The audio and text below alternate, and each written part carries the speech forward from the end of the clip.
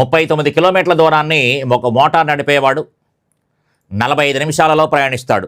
XKmph వేగంతో మొదటి 15 నిమిషాలు, రెట్టింపు వేగంతో తర్వాత 20 నిమిషాలు, మిగిలిన ప్రయాణము ముందు బయలుదేరినప్పటి వేగంతోనూ చేశాడు. ఆయన ఎక్స్ విలువ ఎంత? జాగ్రత్తగా అబ్జర్వ్ చేయండి.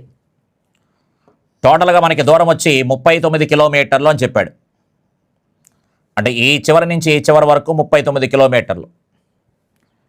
ఏ అనే ప్లేస్ దగ్గర నుంచి బి అనే ప్లేస్ వరకు 39 కిలోమీటర్లు. ఈ 39 కిలోమీటర్ల దూరాన్ని వాడు 45 నిమిషాలలో ప్రయాణించాడు అని చెప్పాడు స్టార్టింగ్లో. తర్వాత చెప్తున్నప్పుడు ఏం చెప్పాడంటే ఆ 45 నిమిషాల ప్రయాణాన్ని 15 నిమిషాల పాటు ఒక వేగంతో ప్రయాణించాడు. 15 నిమిషాల పాటు ఒక వేగంతో ప్రయాణించాడు. తర్వాత 20 నిమిషాల పాటు దాని రెట్టింపు వేగంతో ప్రయాణించాలని చెప్పాడు. ఇక్కడ XKmph అని చెప్పాడు, ఇక్కడ ఎక్స్ రాయండి. దీనికి రెట్టింపు వేగము కాబట్టి 2x అని చెప్తున్నాం. మిగిలిన ప్రయాణం అంటే ఉన్న 45 నిమిషాలలో ఇక్కడ 15, ఇక్కడ 20 పోతే ఇంకా ఎంత ఉంది? 10 నిమిషాలు ఉంది.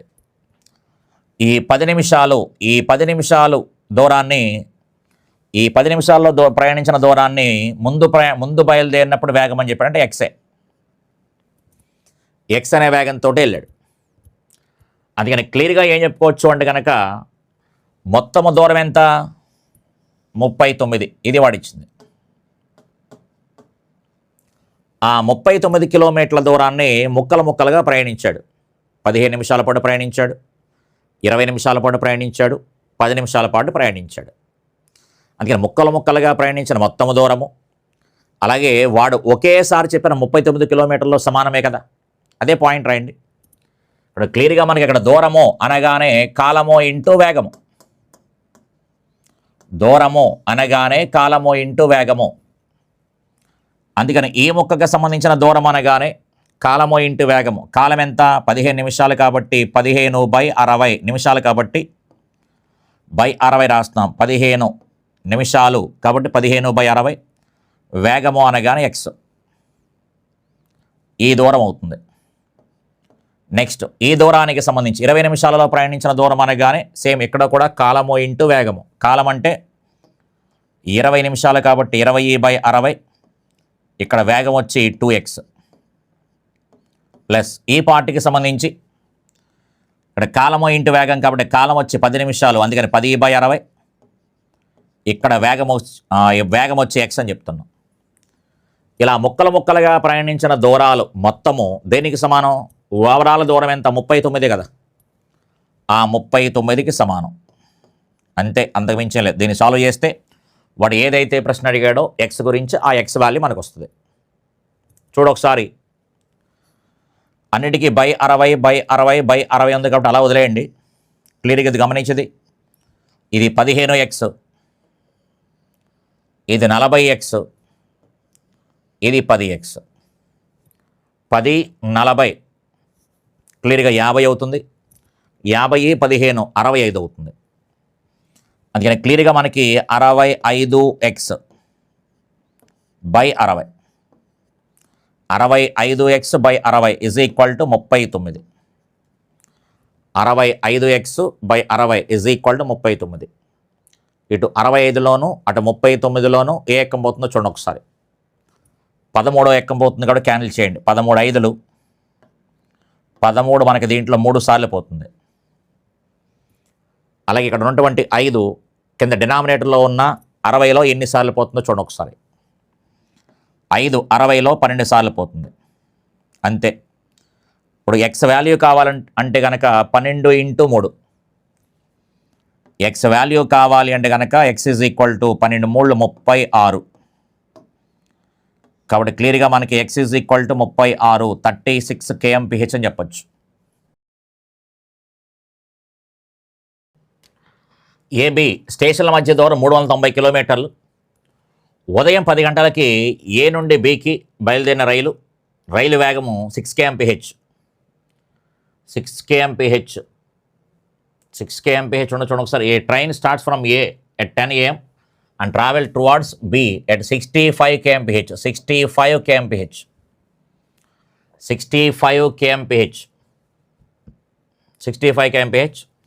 ఉదయం 11 గంటలకు ఇంకో రైలు బి నుంచి ఏకి 35 kmph వేగంతో సరిపోయింది 35 kmph వేగంతో బయలుదేరింది. ఏ సమయానికి 2 రైళ్లు కలుసుకుంటాయి అని చెప్పాడు. జాగ్రత్త అబ్జర్వ్ చేయండి. ఆల్రెడీ చేసాము ఈ లెక్కలు. ఇక్కడ ఏ అనే ప్లేస్ ఉంది, బి అనే ప్లేస్ ఉంది. ఏ అనే ప్లేస్ నుంచి ఉదయం 10 గంటలకి 10 AM ఒక రైలు 65 kmph వేగంతో బయలుదేరుతుంది ఏ నుంచి బికి. ఏ అనే ప్రాంతం నుంచి బి అనే ప్రాంతానికి బయలుదేరుతుంది 65 kmph వేగంతో. తర్వాత ఉదయం 11 గంటలకి ఇంకో రైలు బి నుంచి అని చెప్పాడు. అంటే ఇక్కడ 11 AM 35 kmph వేగంతో ఇటు వస్తుంది. అయితే ఇక్కడ పాయింట్ ఆల్రెడీ క్లియర్గా చెప్పాం గతంలో. 2 ట్రైన్లు మనకి ఎప్పుడైతే బయలుదేరుతున్నాయి అని చెప్పాడో 2 వేగాలకి సంబంధించి మాట్లాడుతున్నాం. సాపేక్ష వేగము. సాపేక్ష వేగం వెయ్యాలి అంటే కనుక 2 రైళ్లు ఒకేసారి జర్నీలో ఉండాలి అని చెప్పాను. ఈ ట్రైన్ 10 గంటలకు బయలుదేరితే ఆ ట్రైన్ 11 గంటలకు బయలుదేరుతుంది. అలా 2 వేరు కాలాలు ఇచ్చినప్పుడు ఏం చెప్పాము, ఇది 10 అయ్యేసరికి ఆల్రెడీ జర్నీలో ఉంది కాబట్టి ఏ అనే రైలు ఇక్కడికి వచ్చేస్తుంది. ఏ అనే రైలు 11 అయ్యేసరికి 11 అయ్యేసరికి ఇక్కడికి వస్తుంది. ఆల్రెడీ సింగిల్గా జర్నీ చేస్తుంది. అది అందుకని వేస్ట్ జర్నీ అని చెప్పాను.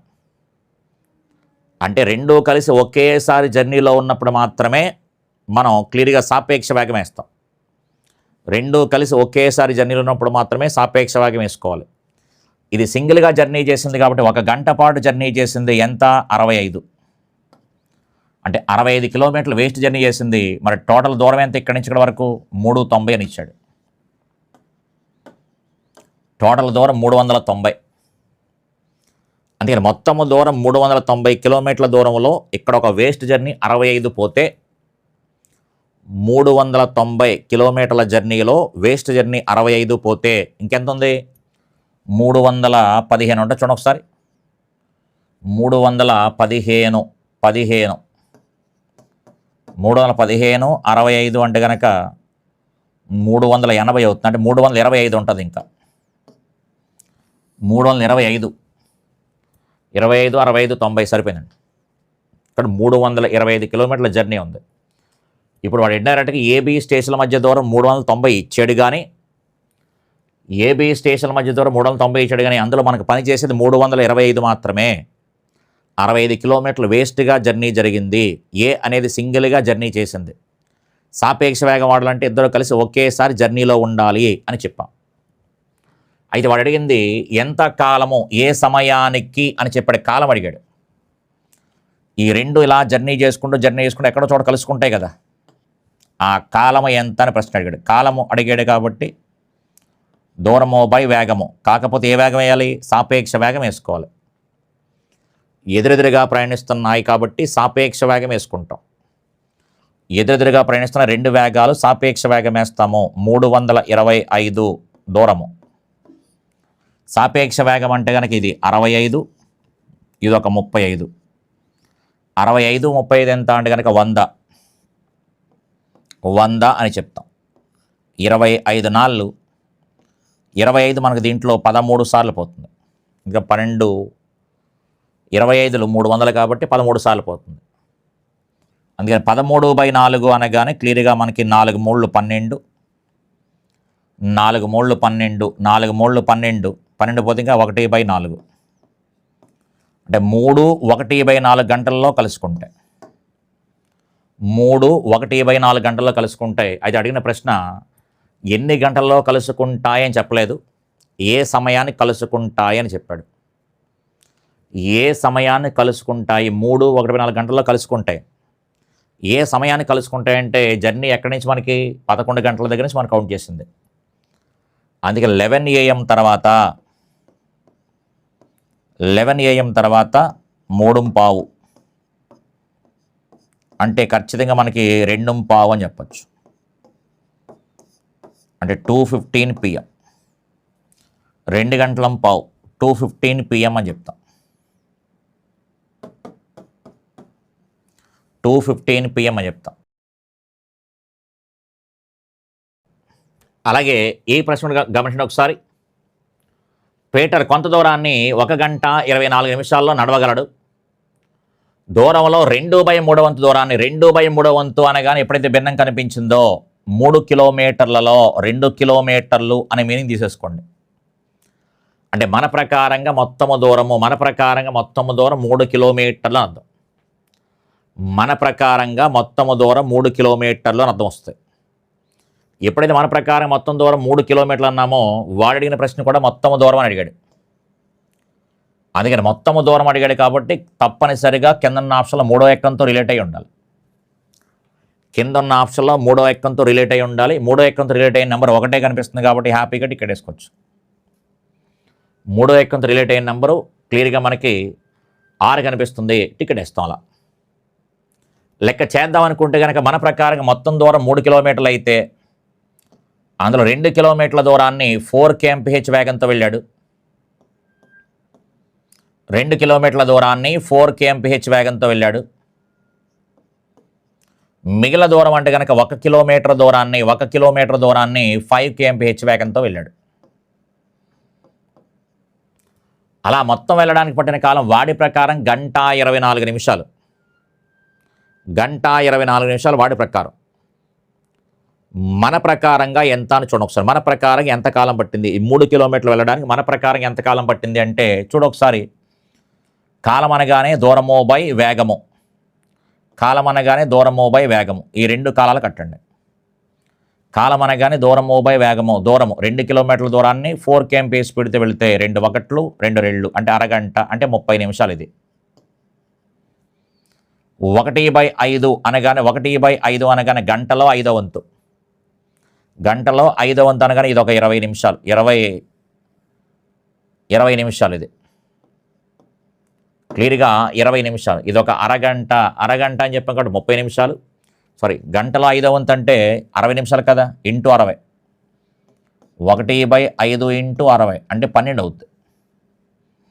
ఇది 12 నిమిషాలు. ఇది 1/5 ఇంటూ 60 12 నిమిషాలు అవుతుంది. అలా టోటల్గా మన ప్రకారంగా టైం ఎంత పట్టిందంటే 42 నిమిషాలు పట్టింది. మన ప్రకారంగా టోటల్ 3 కిలోమీటర్ల జర్నీకి 42 నిమిషాల సమయం పట్టింది. 3 కిలోమీటర్ల జర్నీకి 42 నిమిషాల సమయం పట్టింది. అయితే వాడేమన్నాడు 1 గంట 24 నిమిషాలు అని చెప్పాడంటే 84 నిమిషాలు పట్టింది.